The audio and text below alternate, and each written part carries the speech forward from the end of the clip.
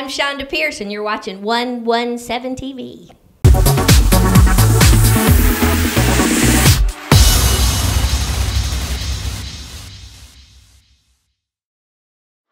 How many firstborn children do you have in here? Anybody firstborn? The oldest in the family? Look at them. 1, 2. Look at you, so smart. Did you organize your group coming tonight? Yes, you did. Isn't that precious? We are catching up with our very favorite sassy and southern comedian, Miss Chonda Pierce. How great to get to see you today. It's so good to see you, and this is so nice. I love that we have our own microphone. I know, it kind of makes you feel important, doesn't it? I think we should sing a duet. I don't know about that. Solo, maybe. I don't know about a duet. And that is why I became a comedian. And not a singer. Found another way on stage, right? That's exactly right. That's exactly right. But yeah, it's great, and it's great to be you know, when you are a southern comedian, it's always easier to work in the South because then people so totally get every word that comes out of your mouth. If you're further north, you need an interpreter, or either they're laughing at you. I understand. And you've been a little bit of everywhere in the middle of a tour, so we're so glad just to get a little bit of your time as well. And then I want to go backwards a little bit because one of your influences in comedy is one of my very favorite people, Miss Minnie Pearl. Talk about that start and how she influenced you. You know what was so funny? I didn't set out to be a comedian. I really didn't. And I used to joke in the church world that I just wanted to tell my testimony and everybody kept laughing in my face.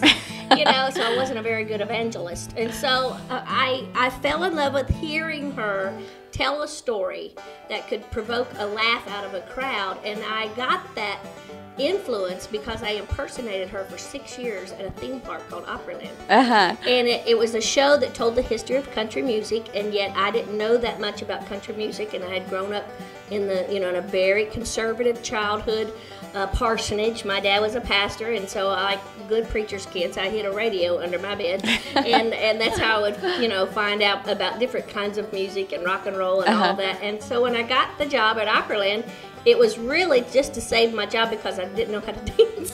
Couldn't dance or couldn't sing, so you ended up. I like the singing part a little bit, and they teach you a lot of things. I had to impersonate 4 or 5 different people. Barbara Mandrell, Brenda Lee, I impersonated her. Connie Smith, I impersonated her.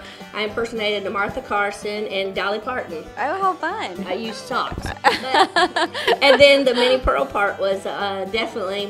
So you wore the whole costume, the hat with the price tag, the whole works. What's so funny, at Opryland, I can remember my husband complaining because we would change clothes literally like within seconds to do the next part. These theme park shows, there's just hard work out in the heat and you're singing and dancing, but it would take me a good 3 hours to get ready to go to church. I'm sure, but that one you could do it, yeah. Yeah, it's so funny. I think there's a whole lot of respect for what you do because it's easy to be kind of nasty and ugly with comedy, isn't it? I think it's so interesting. I've had wonderful mainstream comic friends who are not particularly even Christian, but they watch what I do.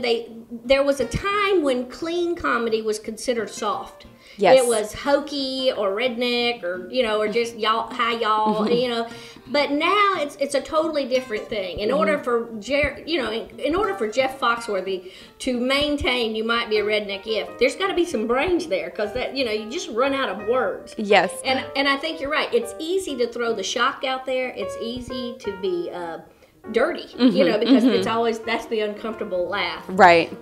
It's a little harder to think deeper, to find something to chuckle about. And of course I tease my mainstream comic friends all the time going, if you think you're funny, you come make a bunch of Baptist deacons laugh on a Sunday morning without a 2-drink minimum.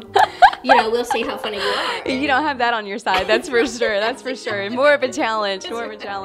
Okay, so we're touring around. Got a big day in Nashville coming up as well for our viewers who are in Nashville, or you may want to travel here for this show because something special is going to be happening on that June 22nd date. Oh, I'm so excited. We're recording it live, and we have worked. It's like we are planning impromptu moments.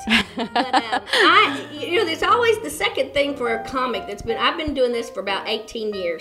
So there's always the next step is either a sitcom or a talk show, and nobody offered me a talk show yet, and there's not a sitcom really that I want to work that hard for. Yeah. At this stage. And so I said, well, I'm just going to make my own. And so we put together some ideas about girl talk or what a talk show about for girls and about girls, what that would look like. And I'll be honest with you, it comes at a really tender time that I just lost my mother, who was the #1 girl in my life. Oh, yes. And that's your go-to person to talk about everything. And my mother's been such a central figure in my material for years and years anyway. So I think it's kind of apropos that we are going to do this kind of girl talk and funny stuff, and then have a little tribute time to the funniest woman I've ever known, and that was my mama. Oh, I love that. And this is DVD number 16. Lots of material out there. Gold, platinum, it's all out there. She's been so successful. I can believe it. I can believe it. You do it and you do it well, that's for sure. The tour is called Girl Talk, right? It is. The Incredible Traveling Talk Show. Girl Talk. So go online, check out the lineup or your schedule, because you're going a lot of places, lots of opportunities for people to catch you. You know, I got empty nested, so now I don't have to cook or anything, so we just go. Sounds good. All right, thank you so much for catching up with us, and we're looking forward to your June 22nd date for sure. Also, the website, it's www.chonda.org. Okay, and that's where you can get all the information on the tour. Thanks so much, Chonda. Thank you.